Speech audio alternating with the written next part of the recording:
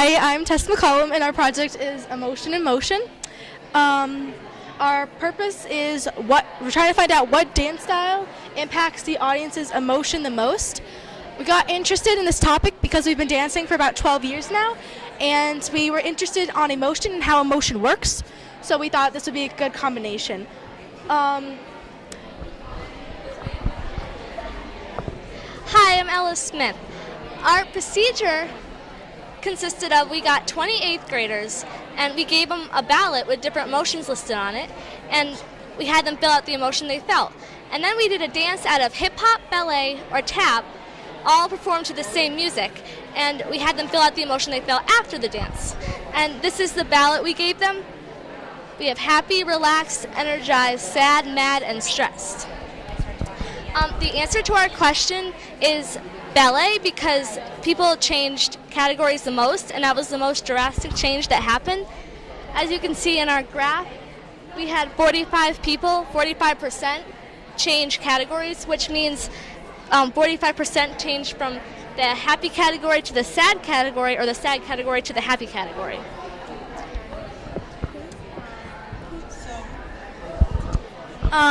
What we could have done different next time is we could have gotten more people for our experiment to make our results more accurate.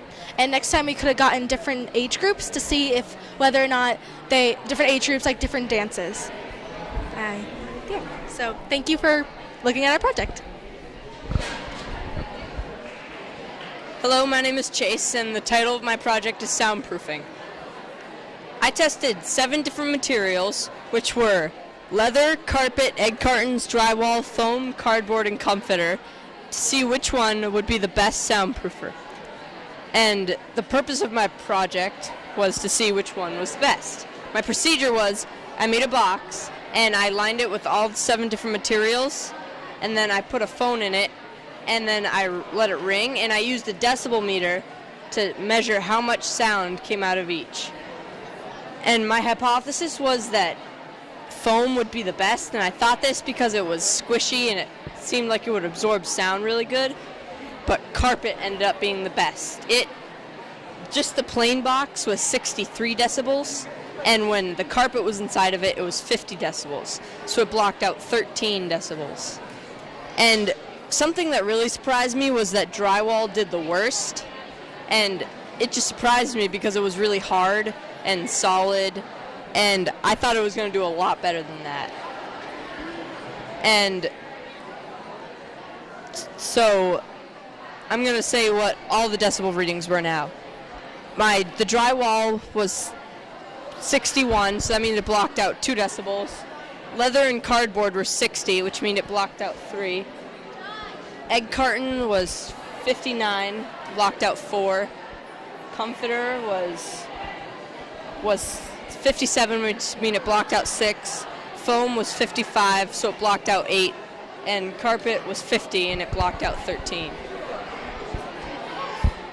Hi, I'm Hannah Vescovi, and this is my partner, Angela Nardi. Our project is called Blind Mind. We did our project on the subject of inattentional blindness and change blindness. Inattentional blindness is a phenomenon that occurs when someone fails to notice an unexpected event in plain sight.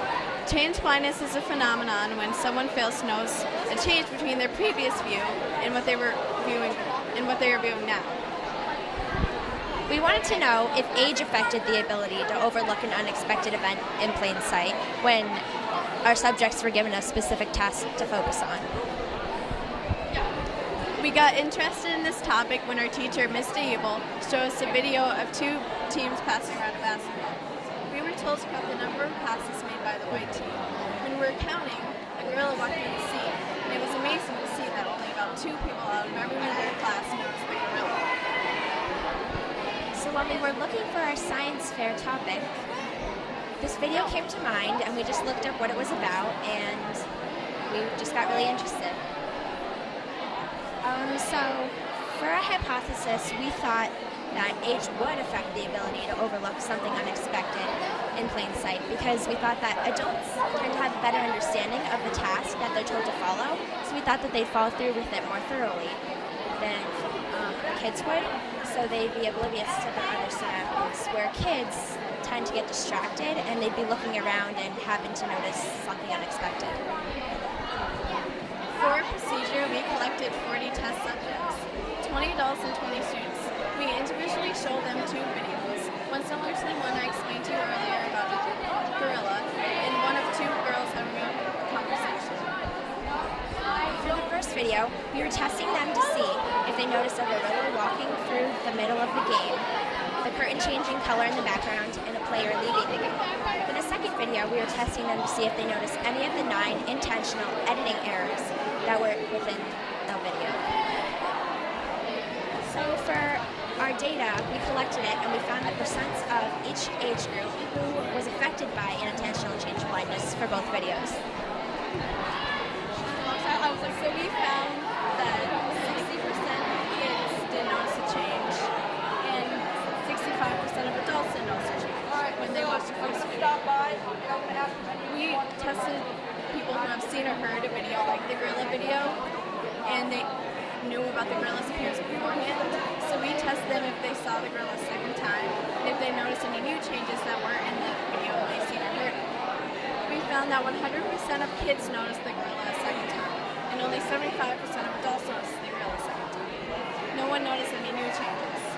When our subjects watched the second video, we found that 95% of kids didn't notice a change, and 90% of adults didn't notice a change.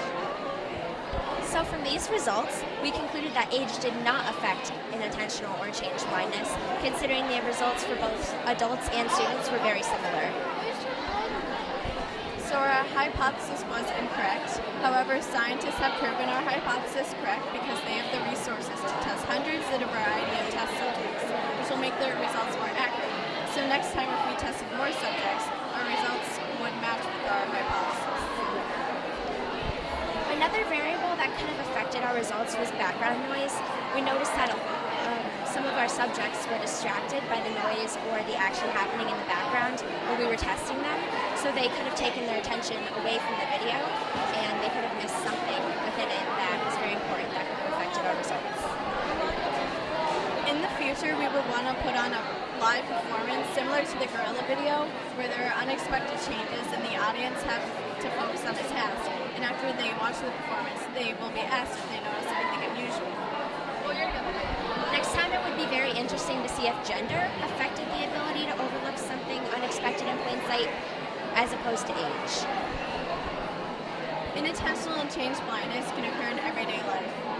In transportation, drivers have to focus on their speed, street signs, stoplights, and the other cars around them.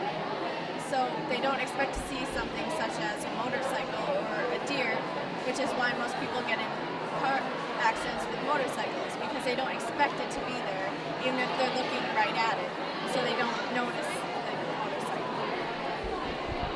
Another time this could happen in real life is with radiologists.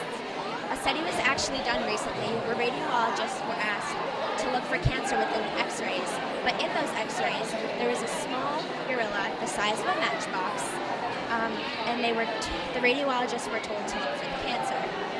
But it turns out that 83% of radiologists actually overlooked the obvious gorilla within the x-rays. They weren't looking for the gorilla, so they didn't see the gorilla. And this would happen in real life. Say a radiologist is looking for cancer, they could overlook other important information within the x-ray, like a tumor or something, and that could be very dangerous. Thank you. Good afternoon. My name is Michaela Gurton. And my name's Rachel Masterakis. The title of our project is Stress Less. The purpose of our project is to see whether people are more stressed under pressure or not under pressure. We put people under stress. We were watching them when they were taking tests, and we had another group that were not under pressure, and we were not watching them. The procedure we followed was to have a group of people get their blood pressure taken before and after, and those were the kids we wanted to watch when they were taking the test, and we had another group of kids that we were not standing over and not watching them while they were taking the test. We got interested in this project because we have noticed as you get older, you get more stressed out, and we wanted to see if it is because people who are under pressure, who have major tests coming up or big projects, and that would be a lot of pressure on one student, or if it's because you are not under pressure and you are stressed out for a reason that happens every day in your life, or if you're just naturally stressed while you're taking a test and you want to get a good grade on it. My conclusion was that the people that were being watched were more stressed out, but some people that were not getting stood over were still stressed out just from taking the test, and the variables that can cause our results to not be correct, or that people may be naturally stressed from something that happens in their daily life, and they could be they may be stressed because they want to get a good grade on the test. And in one of our graphs, we put all of the blood pressures that we took, and we compared them, and we noticed that half of our blood pressures went down. We think that because they may be relaxed while they're taking a test. And in one of the other graphs we did, we grabbed one blood pressure of one person that was under pressure and the other one that was not under pressure. And when we compared those, we noticed that the one who had been put under pressure was the one that blood pressure went up the most compared to the one that went down the least. And in our pictures, we have 2 8th graders who took an 8th grade test and a 6th grader who took a 6th grade test. And in another one, we have one of the 8th graders getting their blood pressure drawn. And in the last picture, we have one of our students standing over another student while they're taking the test to see if they get more stressed. our project is important to the world because it shows that some people may just have natural stress, and also it shows that stress can lead into long-term stress, and long-term stress can lead into depression and anxiety. To continue our research, we might find the different types of stress. So far, during this research, we have found 2 types of stress. One type of stress is chronic stress, and it is the response to emotional pressure that has a person that has no control over, and that is the most dangerous type of stress because if it lasts over a long period of time, it could lead to death. And the other type is acute stress, and it's an uncomfortable mental sensation that the mind and body isolates by a challenging event, and that is the most common form of stress. And we would, to go into our research, we might test people of all ages. We might do a teacher because we would want to see if they get more stressed out because they would want to get a good grade on a test somebody around our age could pass. And we think that because they don't want to be the one to be the teacher to fail a test that 8th grader could pass. Hello, my name is Spencer Polonius, and this is my project, Give It Some Slack. My question was, what kind of fishing line can hold the most weight without snapping? Which was out of the braided line, the fluorocarbon line, and the monofilament line. I started off with making this stand right here. I took each line one at a time, tied it on to each screw, and then I started with each one of these weights containing different amount of weight, and attached it to a paper clip and attached weights onto the line until it snapped. And then my hypothesis was that it would be the monofilament line that could hold the most weight without snapping because it has a greater ability to stretch to longer lengths. And then it ended up being the braided line came in first, holding 81 ounces, which was 5.10 pounds. Then it was the fluorocarbon line coming in second, which was 63 ounces and 3.94 pounds. And then in third, my hypothesis was way off, and it was the monofilament had 53 ounces and 3.31 pounds. In my conclusion, it was, I said the way I could have made my experiment better was by finding a more accurate way to measure line strengths, and that probably would have given me more accurate results. And yeah, that's my project. Hey, my name's Dana, and this is my partner. Hi, I'm Jordan. And the title of our project is Video Beats. And the purpose of our project is we wanted to find out which video game made your heart rate or pulse increase or stay the same. And we got interested in this project because we personally wanted to find out which video game made your heart rate increase or stay the same. The procedure of our project was we got their average, and then we got an action game and tested them for 10 minutes. And then after the 10 minutes was over, we checked their heart rate, and then we waited 10 minutes for the heart rate to go back to average, and then we tested a different game, but like not non-action. It was very mellow, and then we tested that for 10 minutes, and then we tested their heart rate again. These graphs show like how the heart rate, the video games affected the heart rate.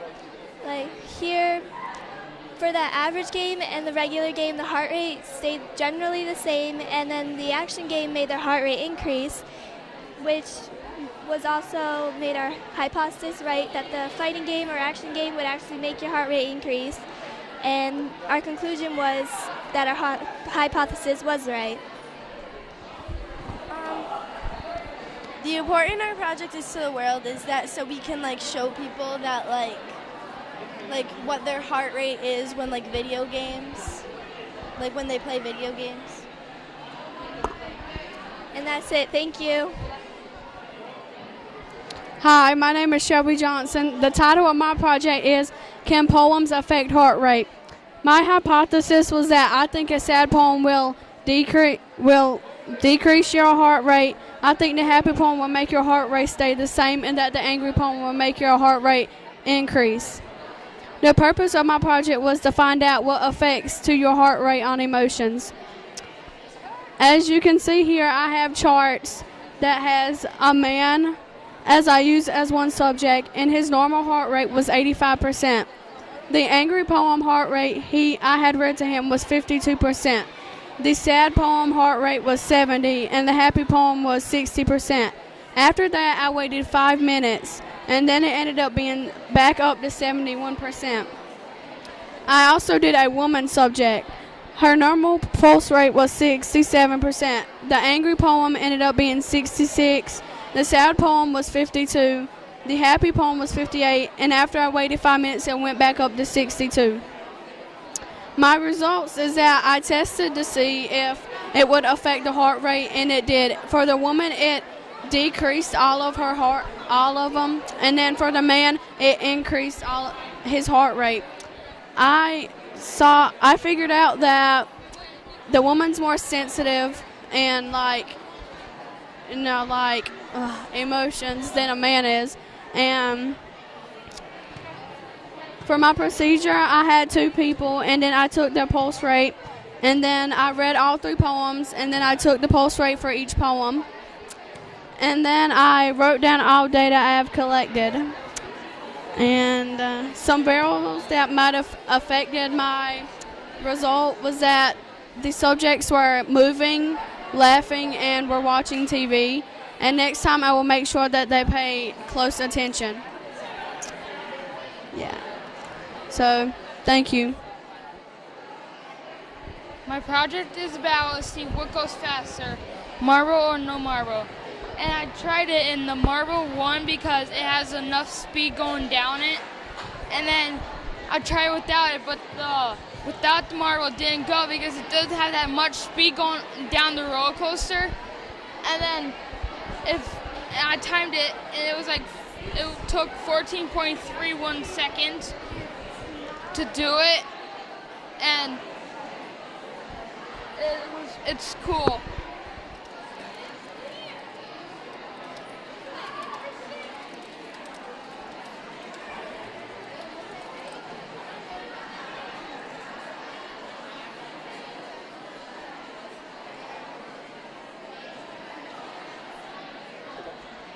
Hello, my name is Francis Furman, and the title of my project is Optical Illusions. The purpose of my project is to see which mind is greater at optical illusions out of the boys and the girls. I got interested in this topic because for a long time I questioned how they work and why they're so sketchy. So I decided I wanted to do this for my project. The procedure for my project is to get some optical illusions, then put it all together in a mini quiz, and after that I would get some volunteers to help with my project and then gather the results and see which brain is better tested. The variables that could have affected my project would be the stopwatch, because I could have used a timer and it wouldn't really stop in time because I had to watch it at all times. My hypothesis was that the girls would do better in the first place, and after testing my results and doing everything else, I found out that they did do better because the guys tended to be slacking off and they weren't really paying attention. So my graph, you can't really see it, but here, I'll try to fix it. It says that the girls did, each time, the girls did a better 2 out of 3 times. And for the first boy, it took around 46 seconds. The second boy took 57 seconds. Third boy took 52 seconds. The first girl took 35 seconds. The second girl took 31, and the last girl took the full 60 seconds. And towards the end of my project, I realized that I would be right because, even during it, because, while watching everybody, the girls were hard at work and they wouldn't stop trying until it was done. And the guys weren't really paying attention. They didn't try as hard, and they were kind of wandering off somewhere in their mind. And is there any questions? Hello, my name is Ryan Parnell. The title of my project is Bridges Stronger. My materials I used were glue, popsicle sticks, and weights and pipe cleaners. My purpose was to determine which bridge was stronger, the arch or truss. And my observations I noticed were the arch held the most weight and the truss held 5 pounds. And we have the pictures over here. And my conclusion was that my hypothesis was that I thought the truss would hold more weight, but the arch did. So I was kind of blown off. And those are my before and after pictures, and my pictures, and my graph. So, yep. Huh? Yep. Hello, I'm Lars Johnson, and this is Dylan Nelson. This is our project, Desensitize Me. Our question here is, does media violence desensitize people from real-world violence? Our procedure for this project is we get 11 volunteers.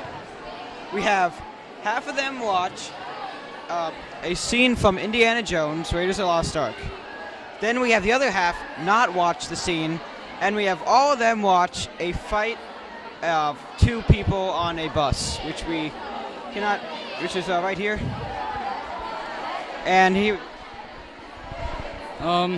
then, while we're having them all watch the fight on the bus, we will record their skin conductance level with a stress thermometer, which will basically read their stress level in layman's terms. And we're also going to give them a survey, which will ask about basically how uncomfortable they felt out of 5, if they felt uncomfortable at all, and how serious they thought the fight was. And we've got that data right here. The red is the group that saw the media violence. The blue is the group that did not see the media violence. As you can see here, the students who did see the media violence were calmer. They felt more comfortable. But what we did not expect was that the students who saw the media violence actually thought that the real world violence was more serious than the students who did not see the media violence. So basically our conclusion on this is that since the media violence is so just ridiculous, over the top, and whatnot, that when you compare it to real-world violence, which is a lot more grounded, a lot more realistic, and more serious, that when you compare that, it actually seems more serious than if you just saw it out of the blue. Yeah.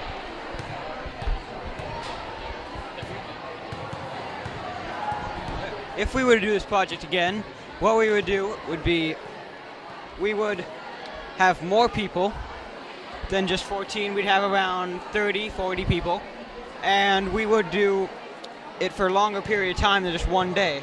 We would do this over the course of maybe 2 weeks, and we'd have more variety than just one Indiana Jones clip or things like that, just to get them to desensitize. And we'll try to get a little bit of a better real-world fight or something. Most people ended up finding the fight thing more funny than serious. And it'd be better if we had could you do R movies, because PG is a little bit more restricted for less violence. And that would conclude our project.